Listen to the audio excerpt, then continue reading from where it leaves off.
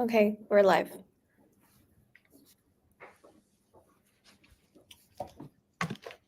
Great. Oh, actually, let me open up the comment section too. Hello, everyone. Welcome to the Coze AI bots building live stream. So today we're going to walk through how you can build powerful AI chatbots with no code or low code with Coze.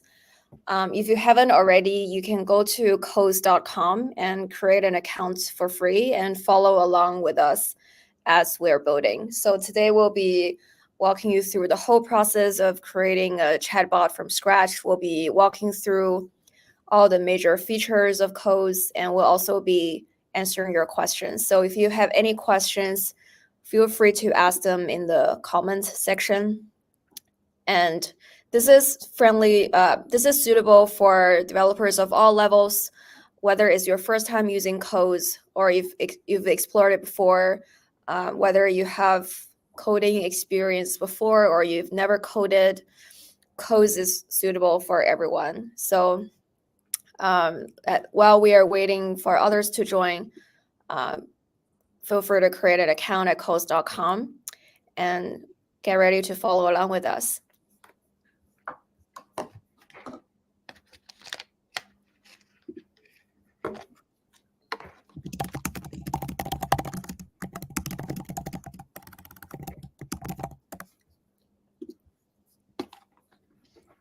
Also, where's everybody located today? Maybe we can see where everyone's from in the chat. If you write what country you're in, that'd be great to see who's in the chat today.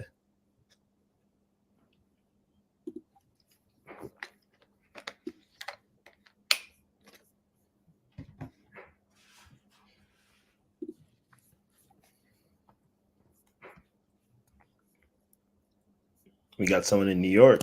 Nice. NYC. In Canada. I'm actually in New York right now. China as well. Nigeria. Oh, we're worldwide right now.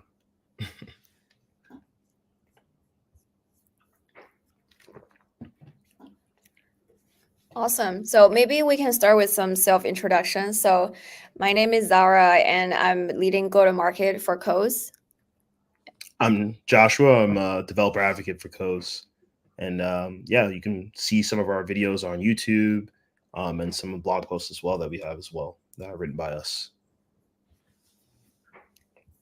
Cool. I think we can get started. It's time. So welcome, everyone. Today, we're going to walk you through the process of creating powerful AI chatbots on Coze.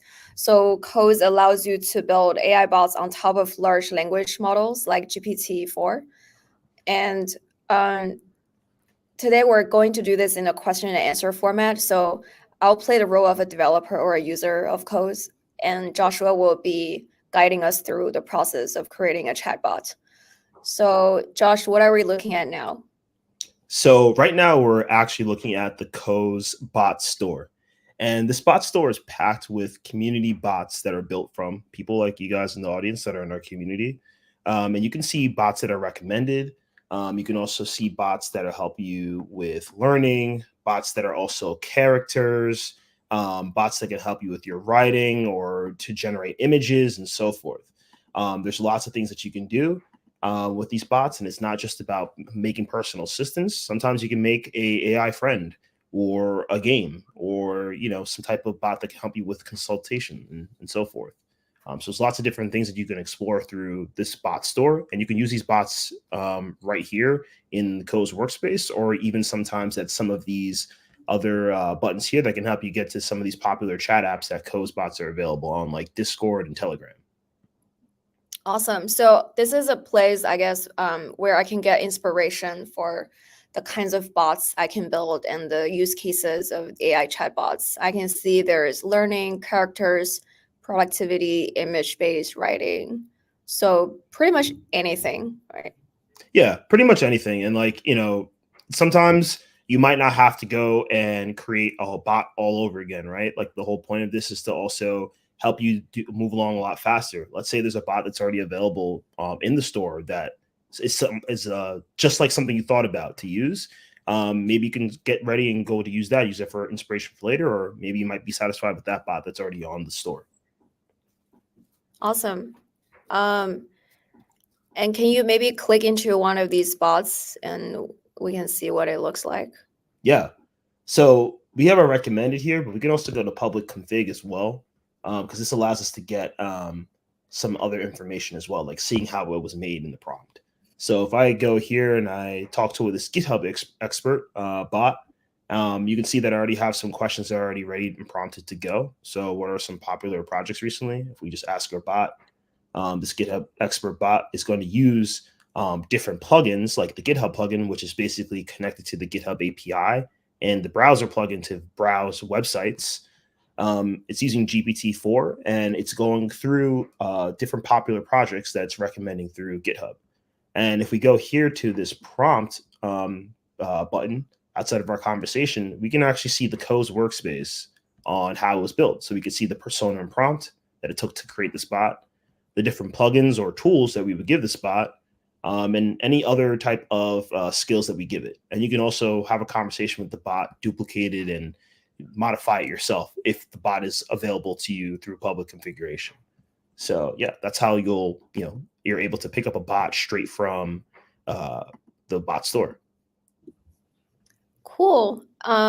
So yeah, I think just from looking at the store, I'm already getting a lot of ideas on the types of bots I can create. So I've created custom GPTs before with OpenAI's kind of GPTs, custom GPT builder. So Yeah. how is Coze different from that? So the GPT builder is great. We've seen some great creations come out of there.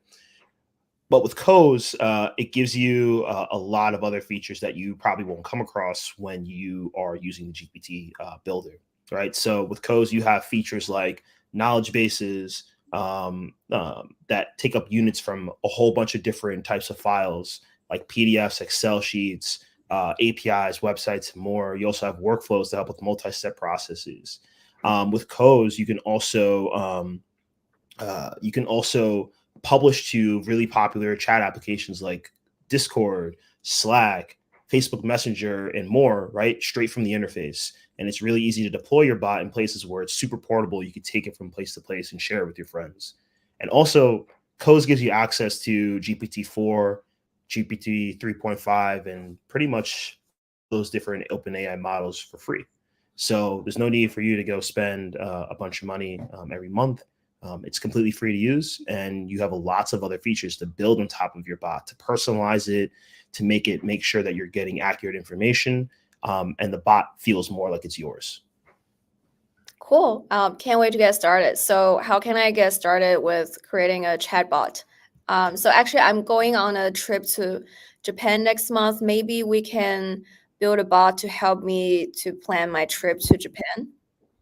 Yeah, it's actually pretty easy to get started. And honestly, even though it's easy to get started and going with this, there's so many ways you can build on top of your bot and add more complexities to it. So let's go over to our create a bot button at the top, and let's give our bot a name. So we can just call this bot plan a trip bot, right?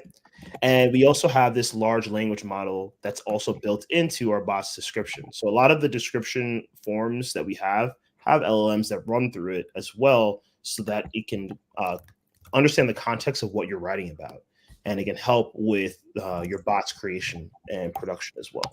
So you are a bot that helps plan my next trip.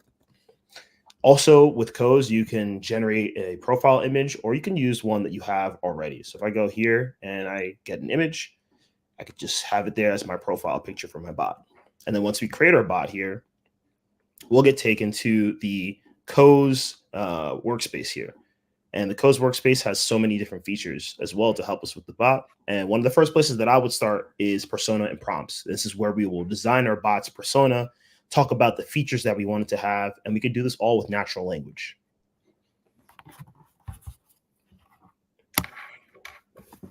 So if I go over here to my persona and prompt, and we want to talk about, what our bot is doing, we can just say here, you are the plan a trip bot.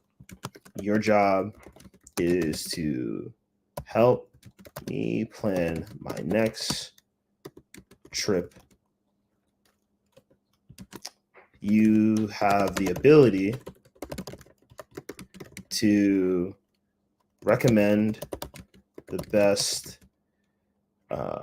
historical sites, restaurants, and let's say, and hotels. So with Coze, it's really cool because I can write this prompt. It's pretty simple, but I can also use Coze to optimize my prompt even further. So if I want my prompt to actually have more detail and is able to have a better prompt for my bot to understand how it's going to be used, I can go here to optimize prompt, this button at the top here, and then here we go. You don't need to be any type of prompt expert or someone that's like really great at prompt engineering. Coze does this for you already from the platform, and you can also press retry. And if you don't like the prompt that it generates, but we can use this prompt, and what you'll notice is that it's in Markdown format. And Markdown format is pretty special with AI because it actually helps the AI really understand the emphasis on some of its characteristics when you're using Markdown. So this actually works a lot better than text. So if I have my character here, it knows from this Markdown format of writing character, it knows that this is emphasized and that it needs to pay attention to how we are describing the character of our bot. That's really convenient. So I don't need to be a prompt wizard to write a really cool prompt. And I can see it's very structured. So it's divided into characters, skills, and constraints. Yeah, you don't need to be a prompt expert at all. Again, like you can follow this format. And if I wanted to add more skills myself, I can always go back in here, add another skill, like skill number 4, and optimize it again, right? Or I can add more to the character or add more to the constraints. So you don't have to stay stuck to what is being written here. You can continue to use this format to help you build bots in and outside of Coze as well. Cool. So, by the way, which large language model is the bot utilizing right now? That's a great question. So if you go over here, right, above skills, you'll see GPT-4 8K, which is great. It's a wonderful model. And remember, it's completely free when you're using Coze. But if we back out a little bit here in our model configuration modal that pops up, we can actually go here to see all of our different models. And right now we have available GPT-4 Turbo, 128K, GPT-4 8K, and GPT 3.5, 16K. And just remember, when you're using large language models, right, like it really depends on the use case that you have for your large language model, because sometimes you don't need all the tokens in order to work with your bot or with your large language model. Everybody has different needs. So just because it's GPT-4 doesn't mean it's better for your use case. And you have lots of other options that are here in this model configuration. So you can change the temperature, which helps with like being able to give you a more precise answer based on what you're asking and giving you less of a random response. You could change your response length, dialogue rounds, and so forth. So there's lots of ways you can customize the use of the large language model when you're creating this bot. Got it. So now I think we've basically programmed the chatbot to have a certain persona and skills. Yeah. Should we test it? Does it already work? Yeah, it will definitely work right now. And let's see how it looks, right? So one thing to pay attention to is, again, we have all these skills. So this is before we're adding anything else to the bot. We're just working from the prompt, which works great as well. So let's zoom in over here to our chat. And right now we have a comment above that's kind of blocking the Okay, I just removed it. Yeah. Cool. So if we go here to to the chat here, we could test it out in the platform before we even publish our bot. We could just write, I am planning a trip to Ginza, Tokyo. Can you recommend some restaurants for me to go to? I am looking for 4 stars and above. So if we go to our bot, we'll see what it generates. And it actually like starts to try to reason with us, right? So could you please let me know the preferences in the term of my cuisine? So I can just say that I am looking for ramen.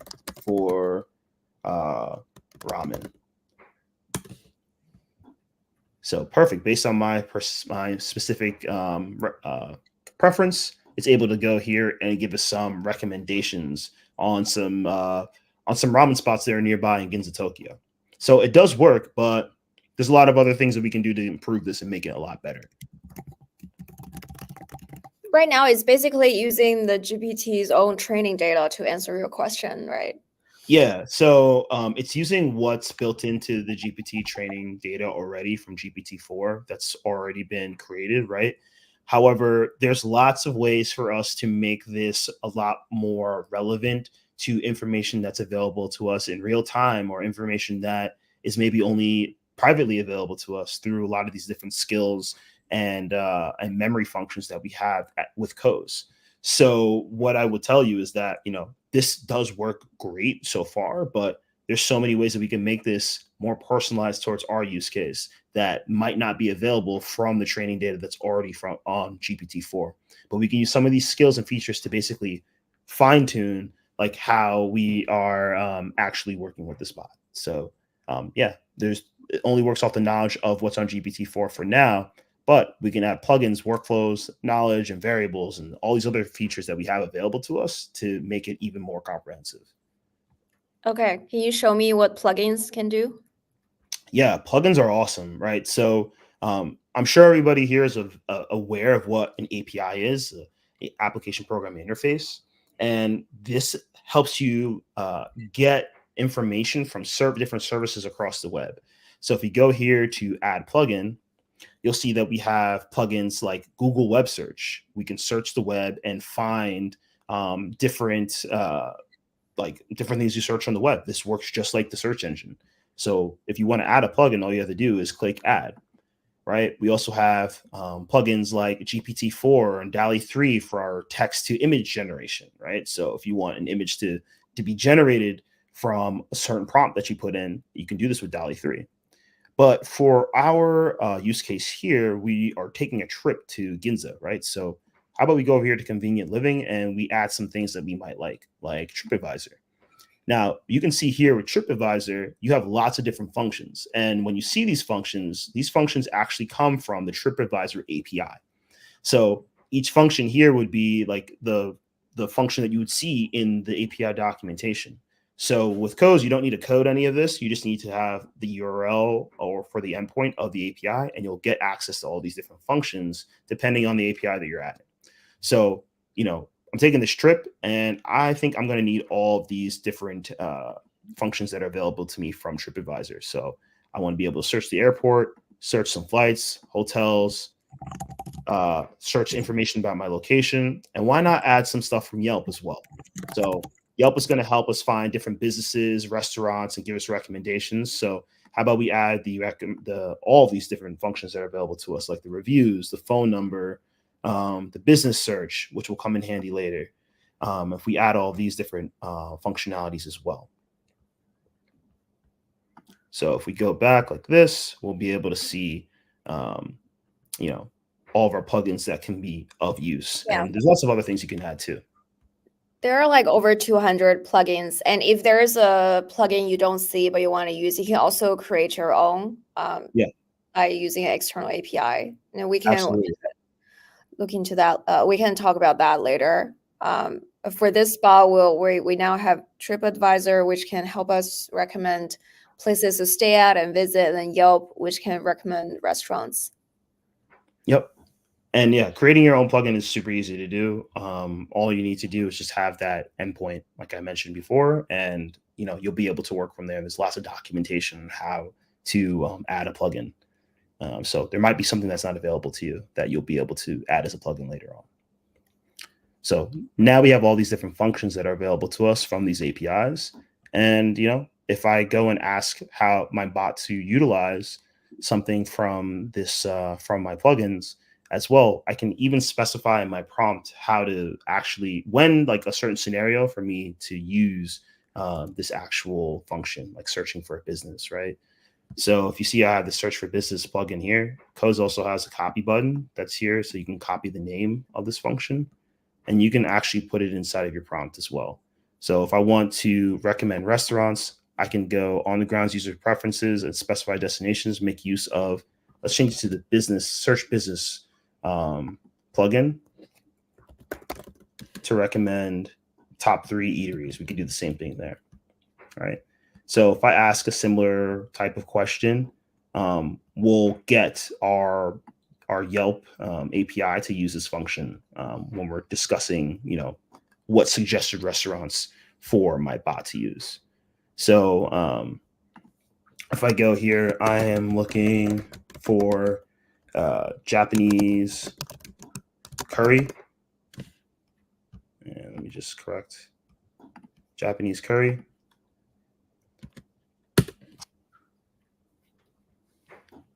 You'll see that it's using our Yelp plugin now.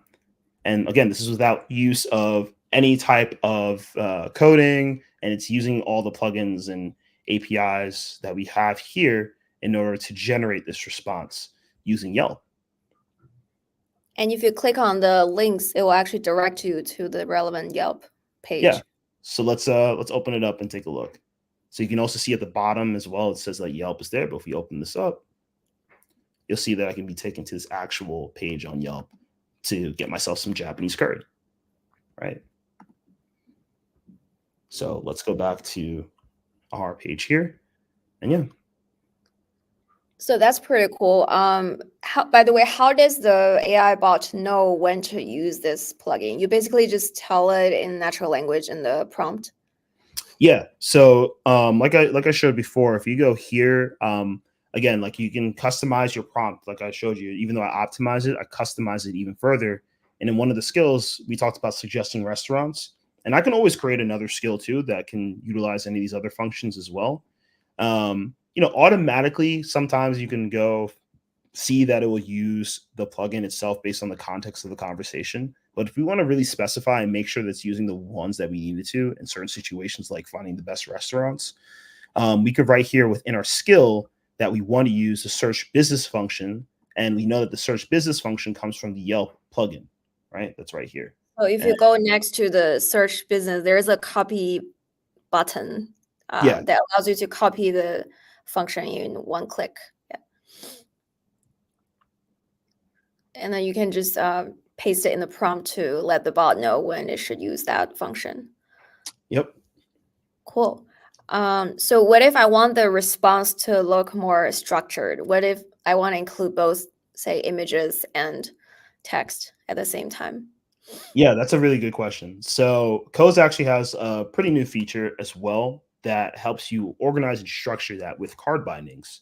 So these card data bindings help you structure your responses in a way that you would expect it to, based on the function of the API. So this is the interface that comes available with that. And if we just click one of the card styles here, let's just try card style number 1. Let's bring our attention over here to this preview of the card effect. So if you look at number 1, this is the binding data. So number 1, 2, and 3 all have different places of data that you want to actually have available. So the title, we could put the name of the restaurant. Then we can have the description of the restaurant here, if that's available to us in the API, and then a picture of the restaurant or a picture the restaurant provides based on the Yelp API that we're using. So this card binding data will just turn into a vertical list because that's how I want it to be formatted. So each restaurant that I have recommended to me will be stacked on top of one of another.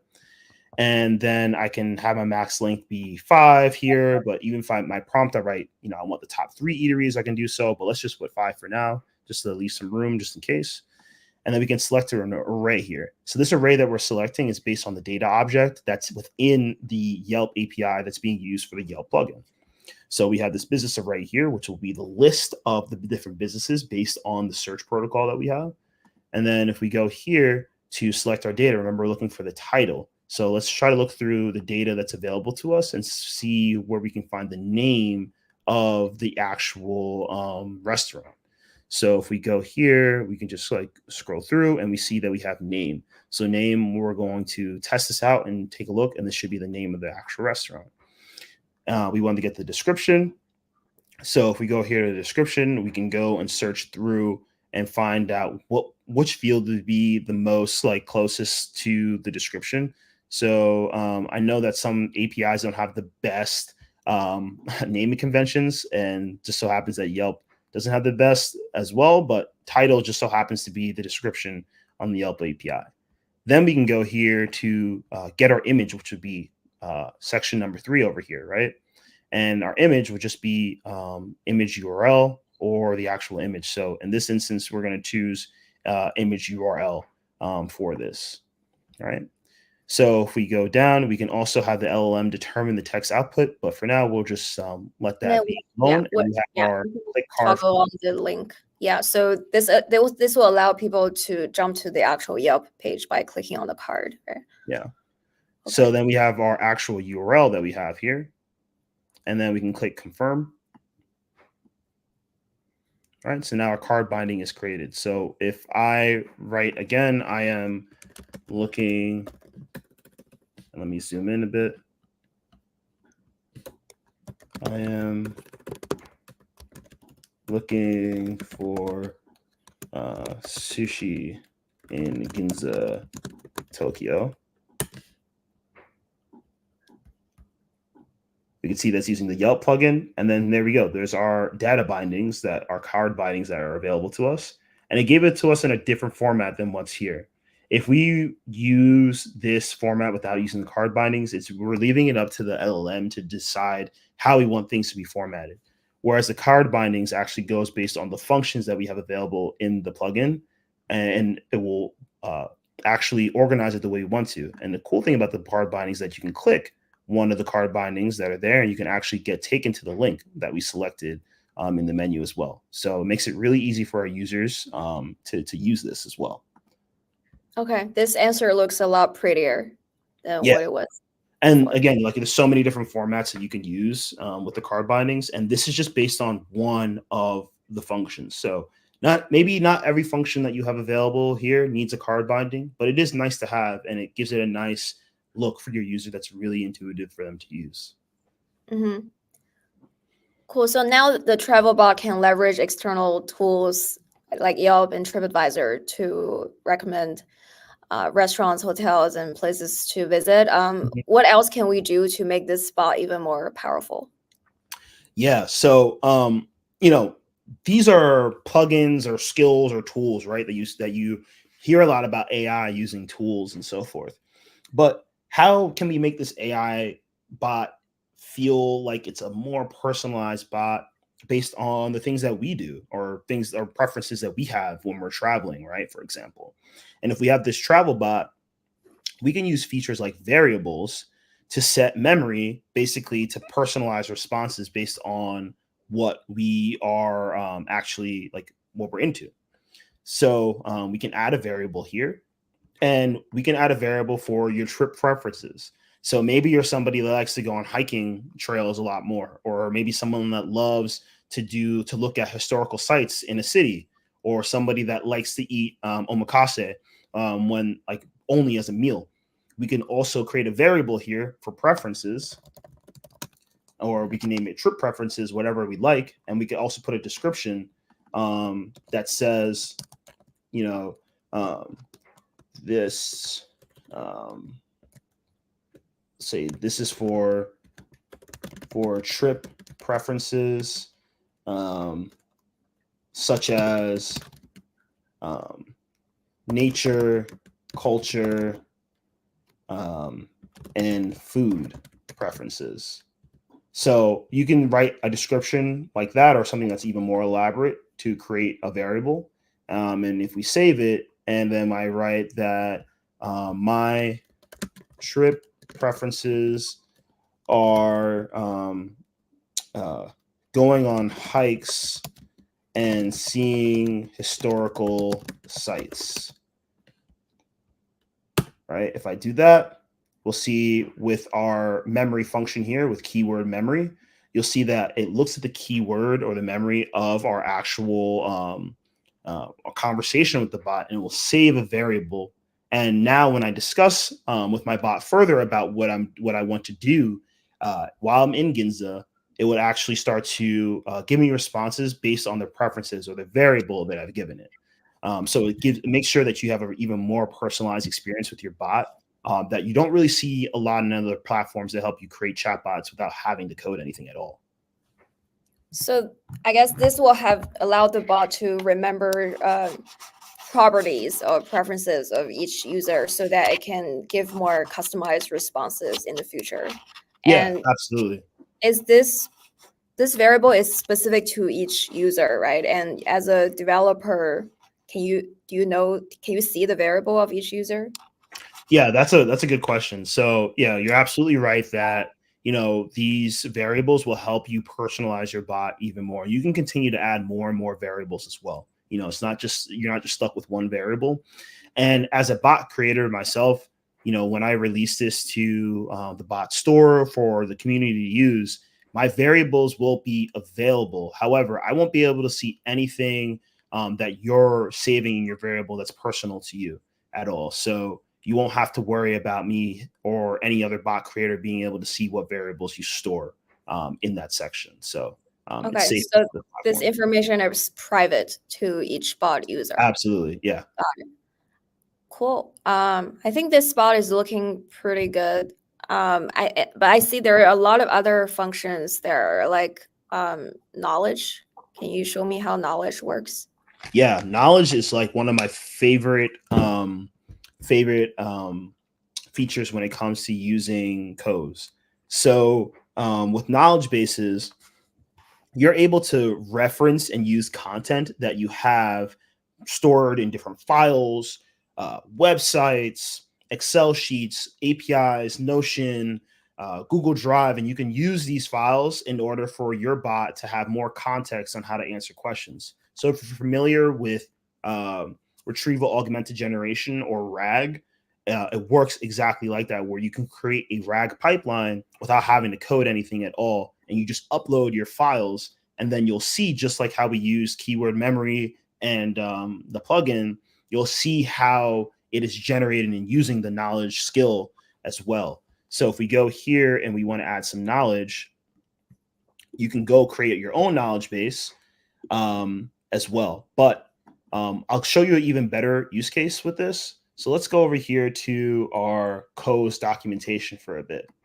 So with Coze documentation, there's plenty of different sections that are here. And it's really hard to go from page to page and upload each one of these pieces of knowledge to our Coze bots. But let's just go back to our Coze store. And I have another bot that I want to show you of how this is actually used and ready to go. So let's go over here to our personal bots, and then we'll also just go here to this Coze assistant that I created. So I have this Coze bot that's here, and it's a Coze assistant bot that helps with our bots to help our community learn more about the Coze documentation. So this is a similar bot that's like the one in our Discord server that you can join to chat with the community, but you can also chat with this bot there as well that will actually answer questions that you have about the Coze documentation. So I already have a persona and prompt here that's written, and then I have knowledge bases as well. So with knowledge bases, if I go here and I add knowledge, you'll see inside of our knowledge base as well, we have all of our different pages from our database, from our documentation that's there. When you want to add a unit, you can actually go here to online data, PDF, text, doc, Notion, docs, table format for Excel sheets as well. And we could just go to online data. So if I go here to our Coze documentation and I just go to docs, and we take out this root that's here, where we do coze.com/docs. We can just copy that. We can actually add every single page that's here based on this being the root of our URL. And we can actually get every single page that is on our knowledge base. From the documentation. So let's go over here to our Coze knowledge, and we go here to online data. I'll just show you what it looks like as if I was uploading it for the first time. So in order for me to take a website that has multiple pages that I wanted to start from the root which would be docs. And if I went to docs/publishing, it'd be coze.com/docs/publishing, right? So we want to start from the root folder here. We do batch addition, and we can actually go here to import all of the different pages that are in our documentation without having to go from page to page to upload it. So you'll see that it's importing each page, and then you'll see it has docs, coze.com/docs/store plugin, and it's going through each one of these different pages in our documentation to upload later. And then from there, you're able to get the bot that we're creating with Coze, with the Coze knowledge, and you just add it to your actual bot, and it'll be here. And if I ask Coze, how do I create a workflow? It will use knowledge and it will search through the knowledge, which would be the documentation, and give us a response and generate it, right? So knowledge is super powerful. It's one of the best ways for you to personalize your bot and give it some type of memory, so your conversation has more context to it. And another really great feature about knowledge is going here to automatic call. So now automatic call helps you customize your knowledge base and your responses even further. So you have a search strategy that you can customize. But then another thing that I want you to take a look at is the minimum matching degree. So this minimum matching degree is basically a measurement of how much you want your bot to actually use knowledge bases. So I wanted to use knowledge bases most of the time, so I'm just going to lower this minimum matching degree a bit because I wanted to keep going back to our knowledge bases. Another thing that you can also do to help with, this type of thing helps with this hallucinations with your bot, because sometimes you give it knowledge and it has the knowledge, but sometimes doesn't know how to use it or when to actually use it as well. So in order to lower the amount of hallucinations with AI, you can do this to help, retrieve information from your knowledge base. But then also you can go here to your actual model configuration and you can lower the temperature. And the temperature, again, like I explained earlier with this model configuration, will help us get a more precise answer with less random information. So this is how we can use knowledge bases to help lower the amount of hallucinations, give our conversations more context with our bot, and we can create a RAG pipeline super easily without having to code anything complicated. Yeah, I can see how this is super helpful if I want to create a customer service chatbot for my product. Yeah. Or if I have a product with like a ton of documentation, I can just feed it all to the bot in one go, and then it will be able to create a chatbot that can help me answer these frequently asked questions. And for example, we have a Discord server for Coze users, and then we just have a Coze assistant chatbot that helps users answer questions about Coze in the Discord, because we can easily publish that bot into the Discord server. Yeah. And again, like, one of the great things about this is that as you continue to publish, which we'll go into much later in this talk, you can always come back and publish more changes to your bot. So if you have more knowledge, more variables, and more other features that you want to add, you can come back and add more features to this. You can keep customizing the card bindings. You can keep customizing the automatic call here as well. So there's lots of ways that you continue to make your bot even better and better and test it over time. Yeah, going back to the temperature of the large language model, I guess the temperature will really depend on what bot I'm building. So if I'm building a, say, creative storytelling bot, I might move the temperature to higher because I want it to be wilder and a little more unpredictable. Whereas if I want to build a customer service chatbot, I really need the answer to be more precise, and I want the bot to be able to draw correct answers from my knowledge base rather than just make up random things. So in that case, I might want to lower it. Yeah, I agree. I think all these different features that are in Coze get used in tandem, with one another, where you're changing one setting in one place. It also works together with another setting in another area in the workspace. So I wouldn't be afraid of using model configuration if you don't totally understand it. We have documentation on it as well that can help you with it. And there's always different use cases as to why you would want your temperature to be higher or lower, or your max response length. And just because it's GPT-4 or GPT-4 Turbo doesn't mean it's better than GPT 3.5. It really depends on your use case. So maybe you don't need as much as lengthy answers as GPT-4 Turbo might give you, and you just need some simpler answers that GPT 3.5 can give you and use less tokens. So it's really up to you, and that's why the closed workspace is a great way for you to test out your bots before you publish them. Cool. What about workflows? Yeah, workflows are also really interesting too. So, workflows are a cool skill because they help you combine all these different skills we talked about, like plugins, knowledge bases, variables, databases. Like all those different features can come together to create a multi-step process.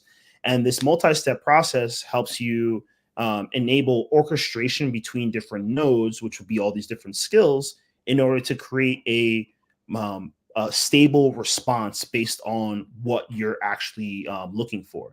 So let me actually like show you what that means, because it's probably one of the most complex features of Coze, but I wouldn't be afraid of it. Don't shy away from workflows.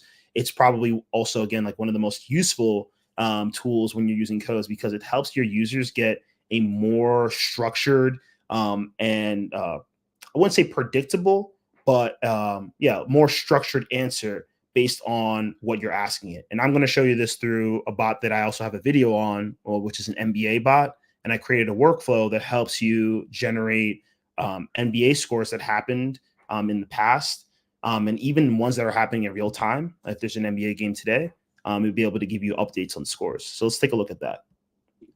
So if I just go here to my workflows that I have for the NBA scores, we could break it all down. But I think workflows, again, like a really powerful piece of this is right here are the nodes. So pay attention to, and I'm trying to zoom in here. Oh, it's just zooming in the page. But pay attention to our basic nodes here. We have large language models in here. So I'll show you the use case for the large language model that I have in this workflow, a code node that helps you with a lot of different things. I use it for parsing information that I'm getting from a response from an API that I turn into a plugin. You can put knowledge bases, conditions, variables, databases, and messages. There's lots of nodes. And then you can also put plugins in here as a node, which we have for the NBA plugin that I created. And then you can also put a workflow and combine it with another workflow, which is also like really interesting. So let's go here to our starting node and see what it all looks like. So first, if we back out, you see that I have a few different nodes that are connecting to one another, right? And if I go here, you'll see in our starting node, we have our date. And this date is actually what I want to search. So if my MBA bot is searching the dates, we could take a look at all the dates that we have and then run it through our API. But I think maybe it might be worth to test this first and see how it looks. And I'll go from node to node so you can see the response generate. So if we go to test this node, we'll put in a date. So we'll do 2024 04 and then 19. So we'll do the 19th of April, and we'll go here. And we'll see that it accepted our first node, so that succeeded, right? Then it went to our second node here. So our first node took in the date, and then we passed it to we're passing inputs and outputs, basically. So our input was the date, and then we're passing that input to our node here that's going to be running through an NBA API that I found. Now, if you want to look at the result, this is like how the payload would look, right? And it's all there listed out. And you can see in the output, this is what the payload would have, like, right, all the years that it's available through the API, the names of the players, all-star teams, all that. So we have lots of information about NBA games and NBA players from this API. And we might not need all this information, right? It's a lot of data. And that's why we use this code node up here in order to parse this data.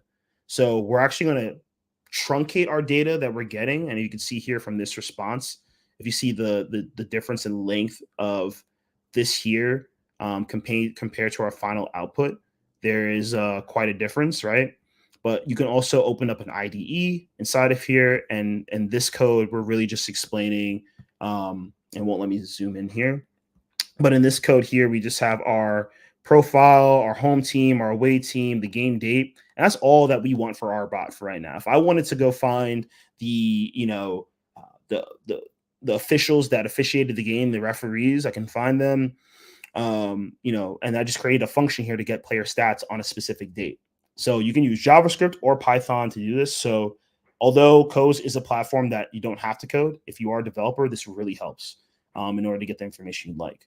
So now that I generated that JSON response from the API using the code node and the plugin, I can then pass it over to a large language model. So let's just organize this a little bit more. So we have our large language model that it passes down to, and this large language model is basically reading the JSON response that I got from this code node that was connected to the plugin, and it makes it more readable. So if we display our results here, you'll see that right here is actually the input that we got from the last node. Remember what I said, the nodes are connecting from inputs to outputs, right? That's how we're passing information in this multi-step process. We're passing it from one node to the other, basically like an assembly line. So we have the game information that's here, but in our output, when our LLM reads it all, it puts it out in this raw format that's a lot more readable for us rather than having to go through all this JSON that's just listed here, and it's so hard to read. Now that I have that done, I can pass it over to my ending node. Now I could deliver it to my user just like that because I got the scores, but the ending node gives you a really great way to organize your content, kind of similar to the card bindings in a way, where I can now take this information that I got from each of these nodes beforehand and organize the output in based on the variables that I have available.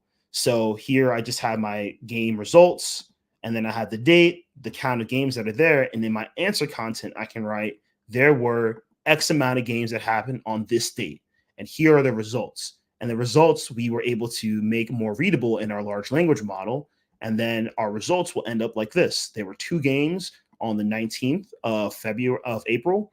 And then here are the results. And then it gives us our scores in the same format that our large language model was able to produce. And, you can do this with any API. This is just a specific way that I did this workflow, and you can make workflows and customize them however you'd like. And you can make them as complex as you need to. And if you don't want to use a code node, you don't have to, but it definitely helps a lot. So I guess, like in this case, the reason you need a workflow to do this instead of just have the large language model give you the output is because, one, the API is giving you a ton of information and you don't need all of it to be returned to the user. So you're using code to parse it and only truncate it into the answer you need. And then you're using a large language model to format the answer so it looks neater. So I guess workflow is really useful if you need your answer to be in a very predictable, structured format, Yeah. or if you need like to execute these more sophisticated multi-step tasks. Yeah, absolutely. That's exactly how, workflow would be used, right? So again, like it's we're going through a multi-step process to give you that predictable structured answer every time that we ask a question. And again, like this is where you start to use all the different features with Coze, like your persona and prompt will play a big part on how your workflow is used. You can use the name of your workflow inside your persona and prompt and say, make sure that you use this specific workflow for this specific task based on the skill you're giving your bot. And you can combine that together to then make sure that you're getting that precise usage of your workflow to produce the answer that you're looking for. Okay, we have a good question in the comment section. Why do we need workflows if we can use plugins? Yeah. So if you see here, actually, that's a good question. So some plugins, right, like have lots of data, lots of functions. And you might find some plugins on the store that fit your use case right away. However, this MBA plugin in my use case is a custom plugin that I added to the store myself. Now, this plugin will come in with many functions, lots of output data that I haven't had the time to like truncate through code beforehand if I deploy the API myself or if the author of the API didn't do themselves as well. So now I can use this multi-step process to run through the plugin, pass that JSON information to a code node, parse out what I need, and then pass it to a large language model to make it more readable and have the context actually stay up to date with what we're asking for. Now workflows don't have to just be used for this use case of using APIs, but since you asked about plugins, then this is what you would need to do. So it gives you like the plugins give your bot a lot of ability to use services, but this is how you can utilize those services and give it even more enhancements based on how you want your bot to operate, and you're giving it that predictable response, not just something that's random. Because if I have a plugin, the large language model might just produce something pretty random each time by still using the data. But if I don't want that randomness to appear all the time, this workflow is going to help me structure how I want my data to look later. So the plugin can be a node in your workflow, but the reason you still need the workflow is because sometimes the plugin doesn't return the exact thing you need, Exactly. and you need some other way, whether it's code or LM, to massage your answer into what Yeah. you really want. I think we have another example. Can we show that with Dolly? Yeah, absolutely. So let's go here. And that massaging it is a great way to put it. So we have another example here that's actually a lot less complex than the last one that I showed you.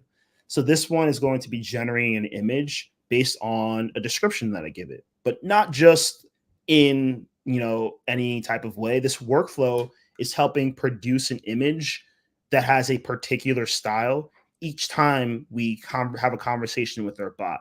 So if we left it up to Dolly 3, which is a plugin, right, which is generating an image based on text, if we ask Dolly 3 by itself to generate an image of a dog eating an apple, each time we ask that question, the dog eating the apple will probably be of a different art style. It will look different. It will still be a dog eating an apple, but it won't be a consistent style that we need it to be.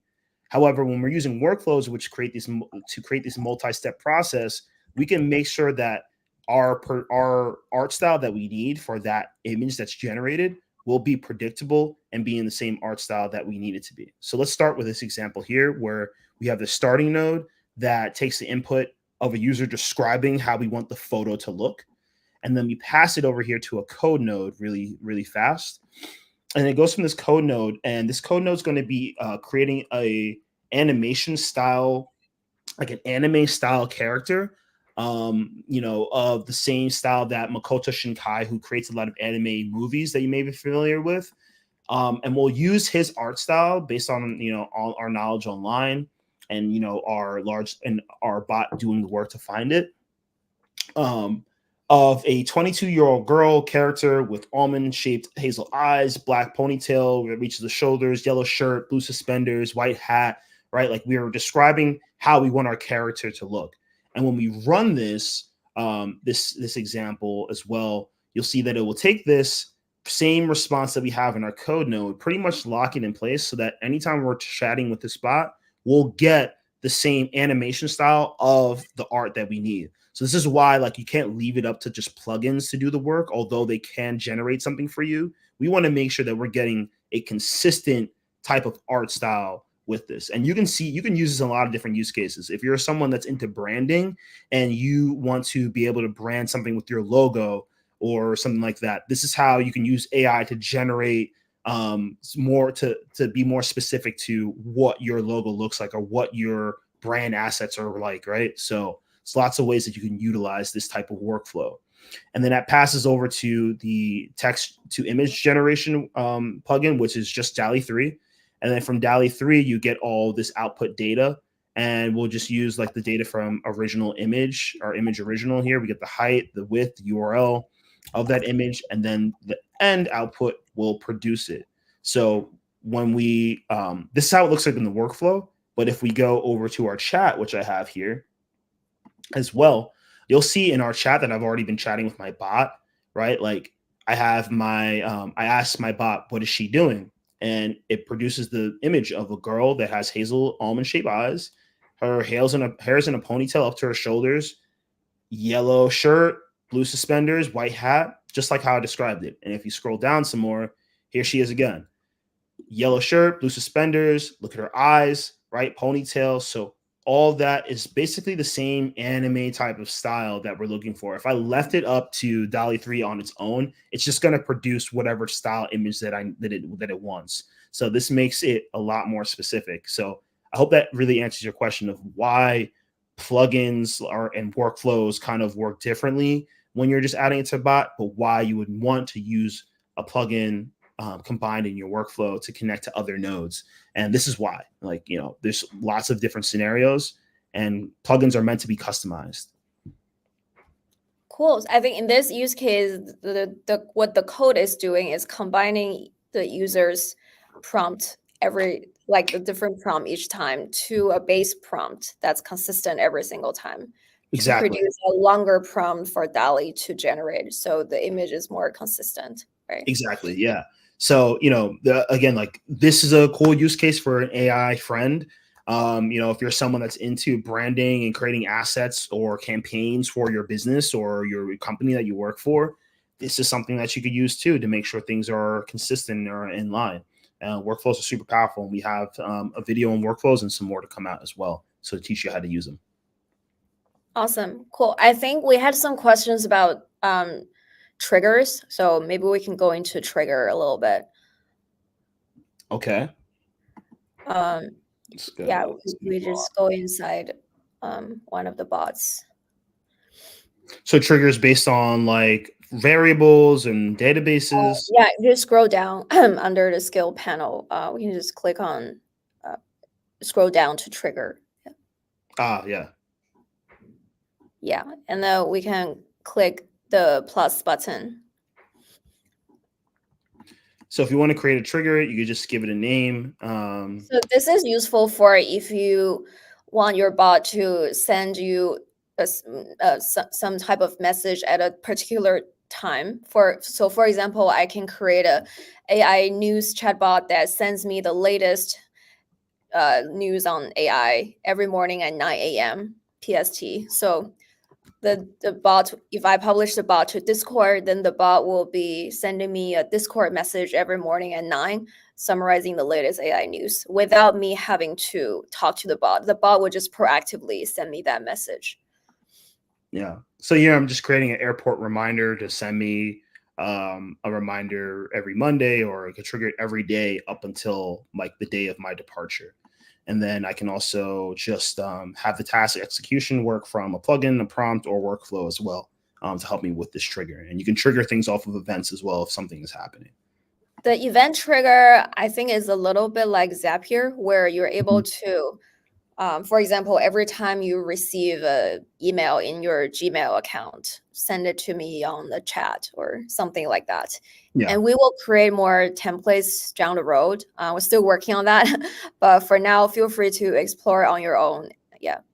Yeah. So again, it's just based off something that's happening. So if you do have like an API or something like that, you can always use that here. And you can also allow your users to create their own triggers. So if you check the box, allow users to create scheduled messages, scheduled triggers. When the user is chatting with the bot, they can just say, hey, remind me to take my medicine every day at 12.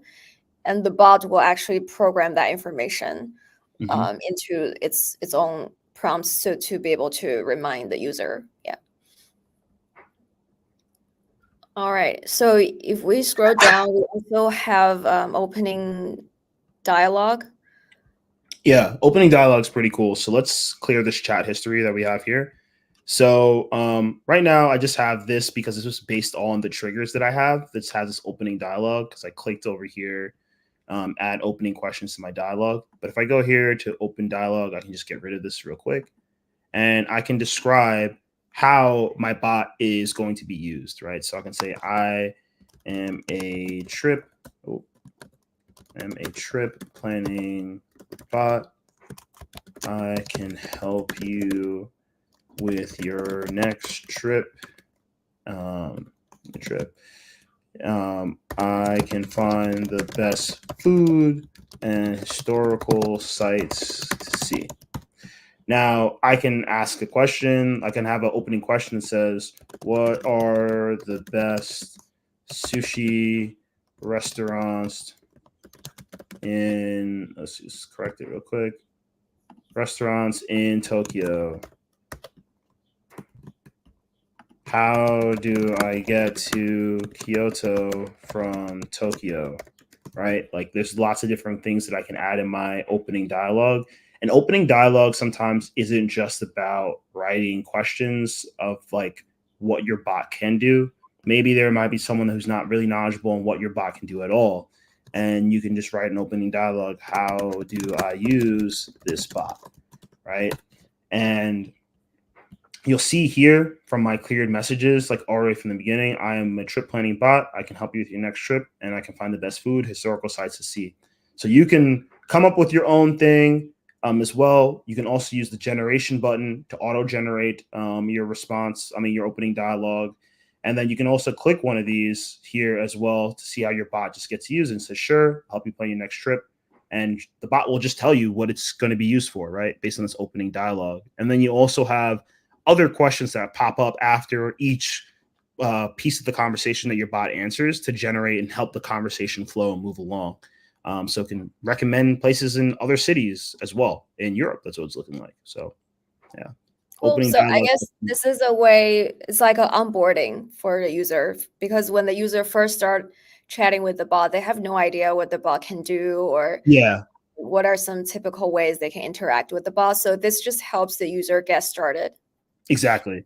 Yeah, it helps you get started, helps you get going right away. And again, like you don't have to just write questions that are, pretty trivial to your bot. Sometimes people really don't know what your bot's doing, and you could just write, how do I use this bot? And it will just tell you, just like we Yeah. did. So opening dialogue is a simple use case, but really to the bot creator, not to the people that are using the bot. They'll love this. Cool. And what about database? So databases are really great too. Databases kind of work like variables in a way, where like one of the best ways to work with this is through conversation. So database helps you organize your data in a tabular structure and implement different features like bookmarks or book management. So like let's say I wanted to create like a contact list or something for different hotels or people that I meet on my trip. I can use databases to do that. So I can add a table, and I can edit a template or just add my own table, and I can give my table a name, and I can just say contact list. Oh, it has to be the same list, and then I can give it a description. So just remember, like a lot of these descriptions fields that we have in Coze also run through large language models to help with the context. So your large language model knows what to do with all these different Yeah. skills. So every time you see description in Coze, just think of it as a prompt to the large language model. Mhm. Because the large language model is going to read your description to decide, okay, when should I use this field? Or when should I write data into this table? So, we'll just use this for single user mode. So say this is a contact list for people I meet on my trips. I want to store this contact list will store names, phone numbers, and email addresses, right? So then I can add a field here for name, and I can give it a description, name of the person I met, and I can keep that as a string, right? And I can make this necessary to add. I can also add the phone number, and I'll just do the phone number of the people I meet, right? Of the person I met. Let's say person I met. All right, and I can add this. To be honest, like so, this is like something. If you're familiar, obviously, you guys are on Dev TO, so like phone numbers are kind of interesting where they're not necessarily integers. We could just put this as a string, and we can keep this necessary. So you can always change the data type between each field that you have in your database, and then you could do email, and you could just email be the same.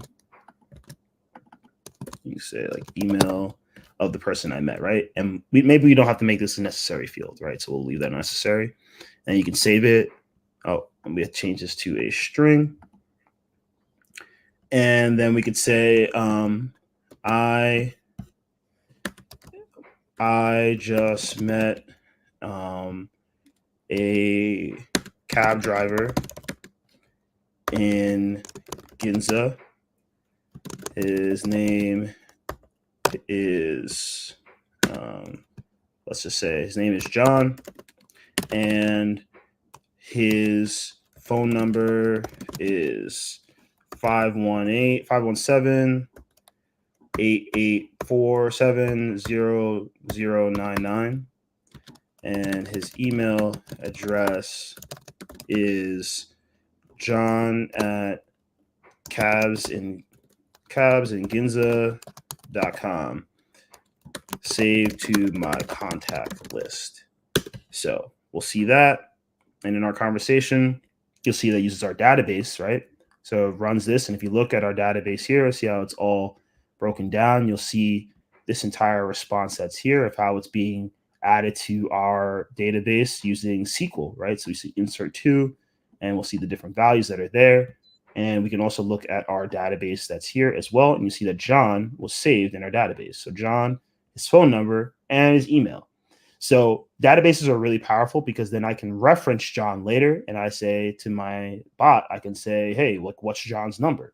And we'll be able to get John's number and his email and I can call him and go right away. And again, like if you have Coze inside of Telegram, Discord, or anywhere that's portable on your mobile device or computer, you could just have this stored inside of your chat and you can always chat with your bot and get the information that you need based on what's saved in your database and how your entire bot's being used. So super powerful to use databases. This is kind of a Excel sheet almost, except you don't upload an Excel file. You query and write the data with natural language through Yeah. just chatting with the bot. Yeah, chatting with the bot is really powerful. And I don't have to waste the time of going through the exact cell in the Excel sheet and putting it in there, making sure things are in alphabetical order. I'll leave it up to the large language model to help me do all of that. And I'll just be the one that saves the information in my database. So databases are really, really powerful as well. Simple feature, but it helps you get the job done. Yeah. And we can just quickly run through the other few features. So long-term memory, if you toggle it on, it will basically just remember what you've chatted with the bot, and then it can use that information to enhance the responses in the future. So it's just an on and off toggle. And the file box is, think of it as a photo album. So let's say I took a lot of photos on my trip. I can send those photos to the bot, and then it can save these photos and in the file box, and then I can query these photos using natural language. And then we have some questions about text to voice. So if we scroll all the way down, there's a voice feature. So you are able to select a voice for your bot. So maybe we can just try adding a voice. So and there are different languages you can choose. So maybe we can select the English voice and then just choose one of them. And and then once you confirm, the bots will be able to basically read out the response in the voice you selected. But currently, if you toggle over the information next to voices, I think currently voices is only supported in certain chat apps. Not all the chat apps support text to voice. So that's just something to take note of. Oh, so wait, I tried to generate this other one. So let's just see. That's not one we want to generate, but let's say like how do I let's see the sushi restaurant example again.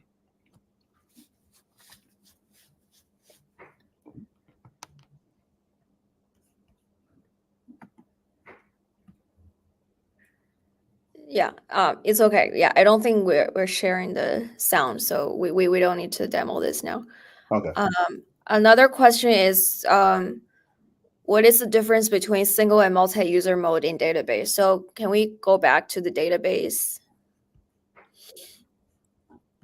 And yeah, click on the edit. Yeah, there's a query. So if you click, hover over the little I next to table query mode.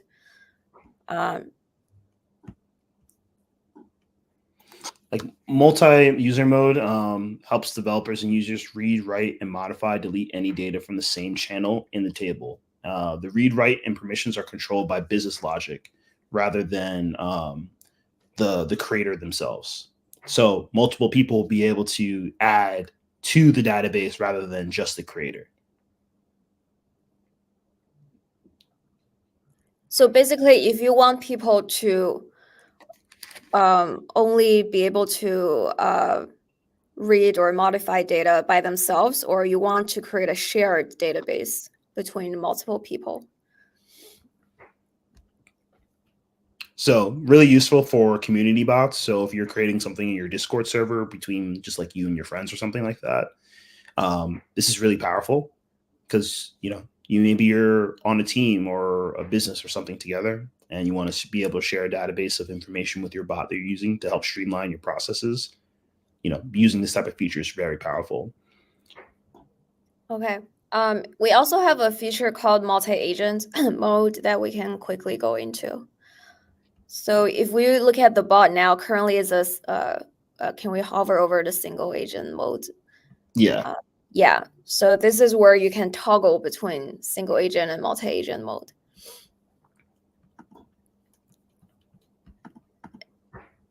And I can actually bring up an example of multi-agent mode actually to you.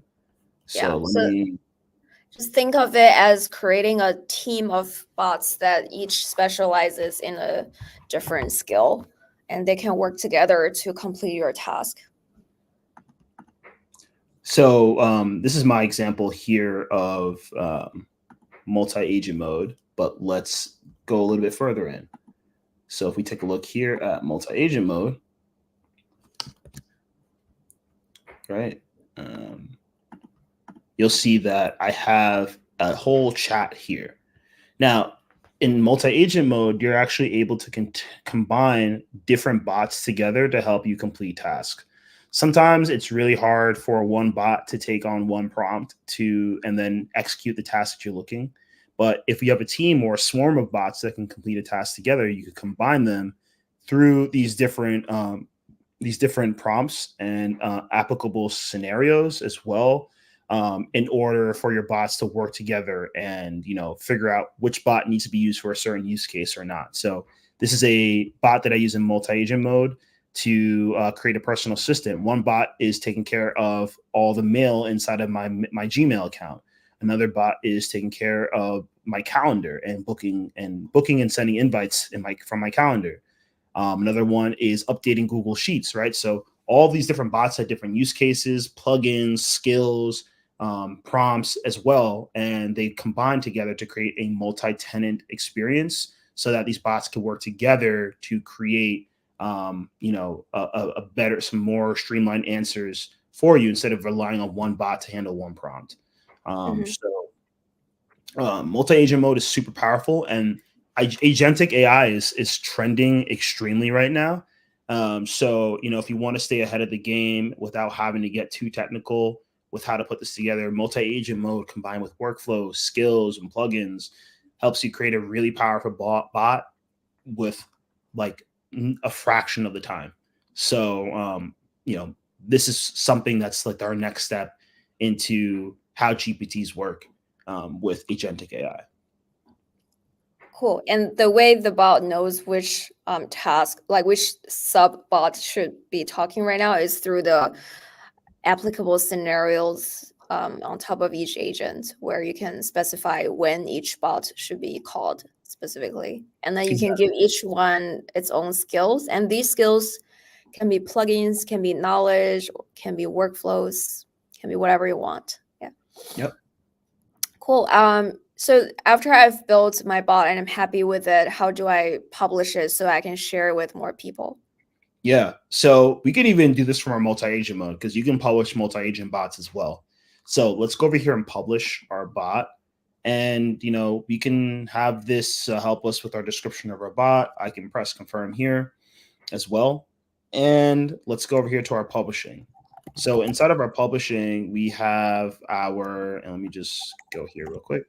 We have our change log. So we can actually generate any changes in our change log, or we can write like anything that we changed, right? So this change log right now is using AI to generate all the things that we changed inside of our bot to help us stay up to date with what's happening. It's our own version of version control, basically.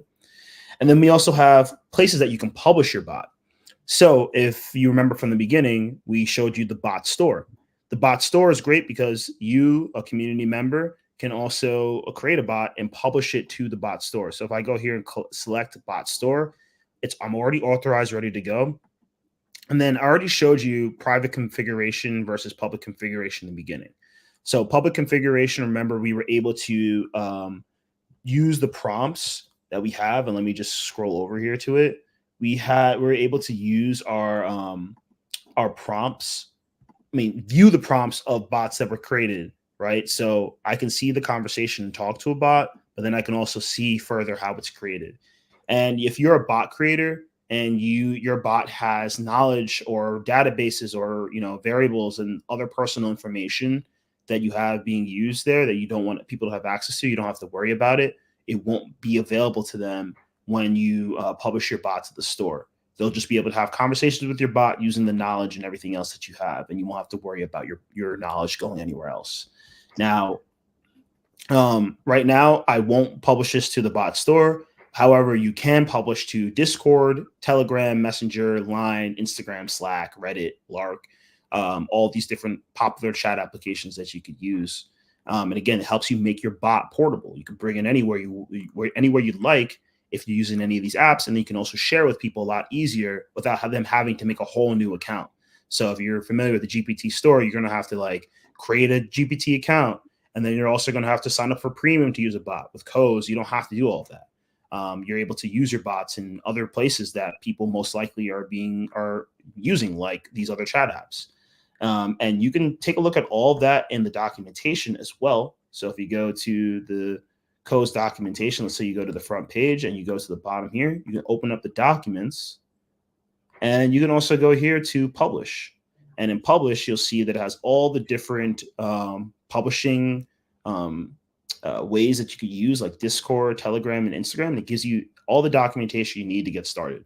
And for most of these services, all you need to do is make sure you have an API key or secret key in their developer portal, and you can publish your bot really easily. And the one that's the easiest to publish in is Telegram. And then I would say after that, Discord is very easy to do too. So just follow along with the documentation. We break it down all the way from step 1 to the end to where it's published. And if you have any trouble, just join the Discord and ask some questions. We'll be happy to answer. Awesome. Yeah, so if you publish it to the Coze store, as you can see in the front page of the store, we also have a recommended section. So we regularly go through all the bots submitted by our developers and make sure we surface the best bots under the recommended section. And then we also have a banner where we can feature your bot.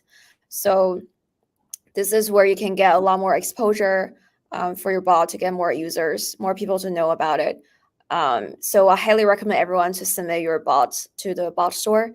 And if you share it in the Coze Discord server under the share your bots channel, you also have a lot higher chance of having your bot appear in the recommended section. So this is our Discord. We have a share your bot channel where you can share your creations. Just basically explain what your bot is and attach a link. And we also have a channel called Talk to Coze AI where you can ask questions about Coze by mentioning the Coze Assistant bot. So the Coze Assistant bot is trained on all the Coze documentation and frequently asked questions. So if you have any questions, feel free to join our Discord server and chat with other developers or chat with our team there. And if you have any feedback on the product, this is also where you can post them. Cool. And then, yeah, so I think this is pretty much the walkthrough of Coze as a platform. And if you have more questions, there are several resources available to you. One is you can look at our documentation. It's pretty comprehensive. So whenever you have a certain question about a certain feature, just go inside a relevant doc and see if you can get your answer there. Or if you don't want to read through a very long document, you can talk to the Coze assistant in the Discord because the assistant is trained on this documentation as well. Mm-hmm. Or Can't you also use the Coze, the onboarding bot as well? Yeah, exactly. So when you go inside Coze, there's a home bot that is the same Coze assistant you can chat with. You can also ask this bot about Coze features. And we also have a YouTube channel, so we're continuing to create and upload more videos on how to use codes, best practices, case studies, and so on. If you have ideas or suggestions for the kind of video you want to see, feel free to ping us in Discord. Cool. Yeah, I think this is it. Let me send the Discord link to the chat. And yeah, feel free to join us there. Yeah, this session is recorded and we will post the recording on our YouTube and on Dev community after this. Cool. I think this is it. Yeah, thank you so much for joining us, and we hope you have fun building on Coze. Thanks, everybody. Thank you. Bye-bye.